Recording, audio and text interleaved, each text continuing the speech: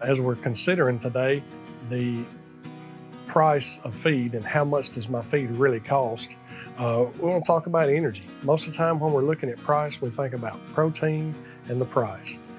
Energy is not required to be on a feed tag, and so companies don't put it on there. It's considered proprietary, and you don't really know what you're getting from that standpoint. But it really comes into play as far as how much the feed costs. Let's look at a scenario in which we have two different feeds that we're comparing, whether they're two co-op feeds or a co-op feed versus a competitor feed, doesn't really matter. One feed would cost you $255 a ton, the other $230 a ton. So the difference is $25 per ton, divided by 2,000 pounds gives you the difference in the price per pound of feed. And say you're feeding 10 pounds per head per day, that's going to be about a 12.5 cent difference in cost per head per day. So we're going to divide that by the value of the calves, which is $1.35 this week for 525 pound steers on average.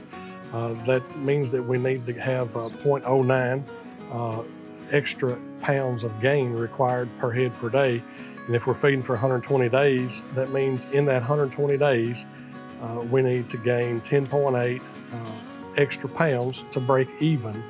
So in this scenario, it's very difficult for anybody to visually see an extra 11 pounds per calf in 120 days. So if you're not weighing them throughout and being very careful to measure that, it's going to be hard to see.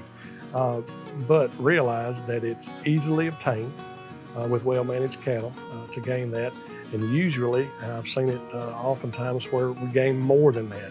If you were to gain an extra 20 pounds in that scenario, you're past your break even, and that's extra profit back into your pocket. And that's where we want to get to, is not so much looking at price per pound or per ton of feed, but what do I get in return on that investment that I'm making. So when trying to make a decision on which feed is right for you, check with your local co-op feed representative.